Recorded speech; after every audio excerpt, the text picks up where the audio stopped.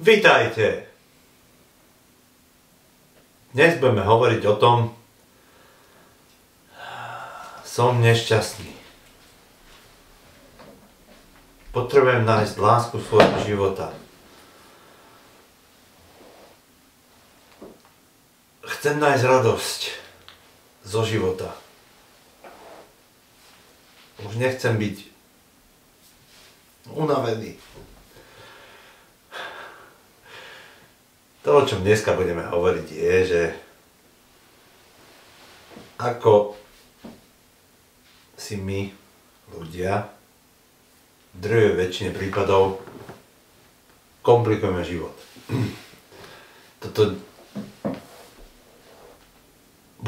Pôjdeme pomerne hlboko v tomto videu, opäť skúste hľadať to zrnko pravdy, ktoré tam je, lebo ja vám garantujem, že keď budete hľadať dôvod, prečo to, čo vám hovorím, je nepravda, nájdete ho. Keď budete hľadať v tomto niečo, čo je v tomto videu presne pre vás, tak to tam nájdete.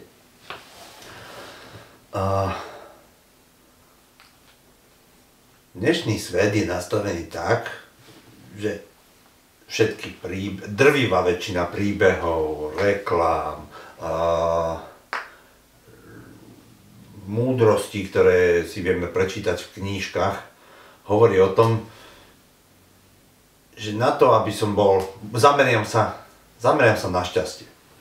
Na to, aby som mohol cítiť šťastie, potrebujem mať veľký dom, potrebujem mať krásneho priateľa, krásnu priateľku, veľké auto, ideálne väčšie ako sused, potrebujem ísť aspoň 3-krát na dovolenku. Proste potrebujem mať veci a až potom budem šťastný. Toto je ale obrovská pasca, pretože šťastie neexistuje v tomto vonkajšom svete. Ak vám poviem, že vám dám 1 000 000 eur, ak mi donesiete pohár šťastia, no nedonesiete. Šťastie je pocit, ktorý je tuto vnútri. A veci vnútri si viem vygenerovať sám. Paradoxne tým, že si vytvorím cieľ, že až sa mi podarí podpísať táto hypotéka, aby som mohol mať dom, budem šťastný, tak ja de facto zastavím moju schopnosť generovať šťastie a čakám, kým konečne budem mať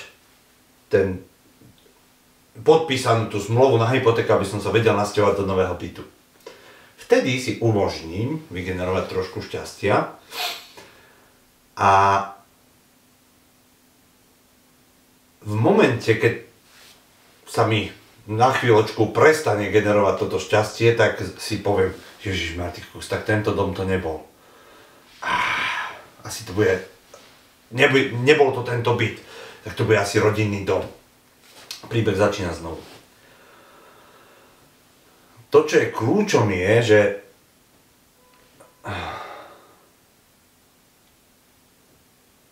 to, ako sa cítim, to, aké myšlienky si generujem, to, aké činy robím, nevychádza z toho, čo mám, alebo z toho, čo ma čaká vonku, ale z toho, kým som.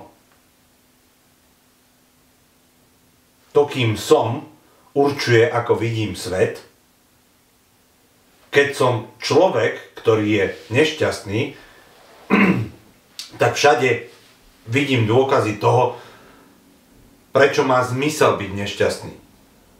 Rozbil sa mi hrnček, no tak je jasné, že musím byť nešťastný. Meškal vlak, tak je jasné, že mám právo byť nešťastný. Dneska sa na mňa predavačka v obchode ani nepozrela. Asi ma neznáša. Tak má zmysel byť nešťastný.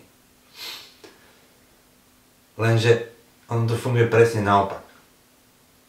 Ak ja som vnútri šťastný, tak šťastie generujem. Krása vnútorných pocitov je, že majú tendenciu sa šíriť. skúste urobiť veľmi jednoduchý experiment. Keď pôjdete na úrad, alebo za kolegom, ktorý je nahnevaný, alebo za sestrou, ktorá sa na vás vždycky nahnevá, alebo na vás nakričí, urobte jednu vec, len sa usmejte. Už ak z diaľky idete do obchodu, ja to napríklad robím úplne prirodzene, keď idem na poštu, do banky, na úrady, krásny deň. Ja to šťastie prinesiem so sebou a dostanem naspäť. Čo myslíte? No v drvivej väčšine prípadov dostanem musel. Platí to na 100%? Neplatí. To, čo je kľúčom, je, že to nerobím ako stratégiu na to, aby som všade vykúzlil úsmev. Nie. Ja to robím kvôli tomu, lebo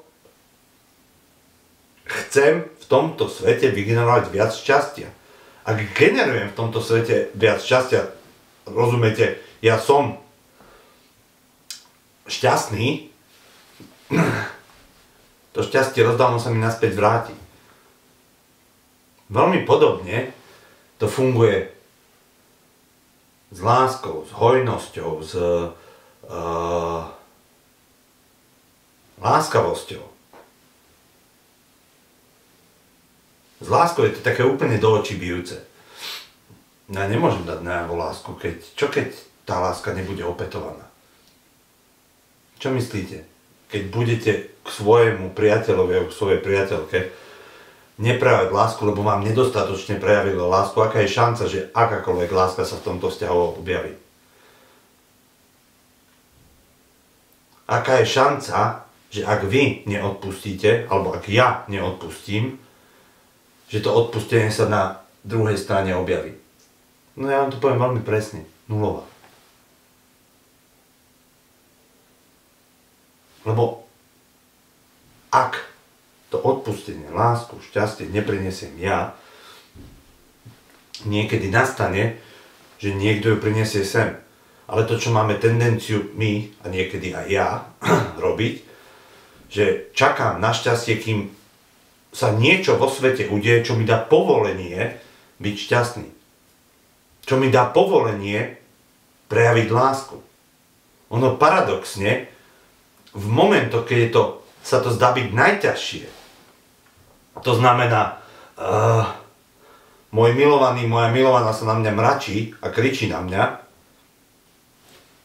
v týchto momentoch je, kde sa láme chleba, a v týchto momentoch, keď dokážem prejaviť lásku a pochopenie a odpustenie, tak vtedy viem zvrátiť a vytvoriť tú lásku pre seba. Je ľahké byť usmiatý, je ľahké byť láskavý, je ľahké byť milujúci, keď všade okolo mňa je láska. Sám sebe viem dokázať, že to viem vytvoriť v tých ťažkých momentoch.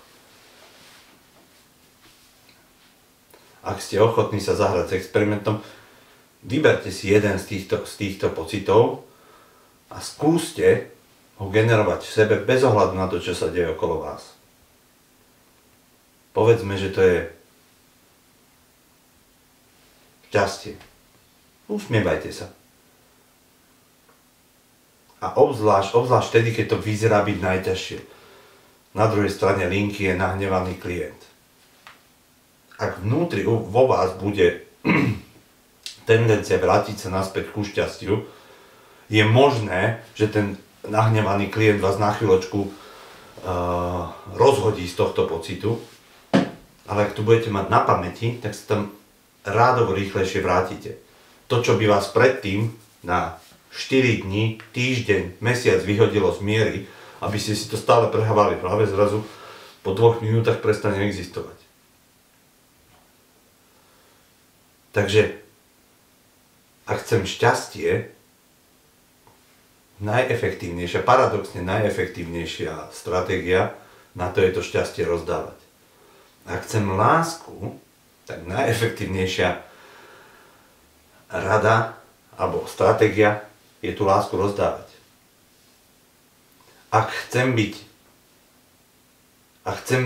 mať viac tímovej roboty a chcem, aby sa viac spolupracovalo, tak najefektívnejší v rámci môjho tímu, v rámci mojej firmy, tak najefektívnejší spôsob je byť príkladom. Pretože my ľudia máme tendenciu následovať pozitívne príklady.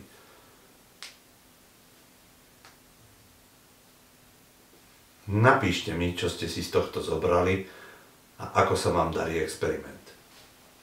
A teším sa na ďalší diel. Krásny deň.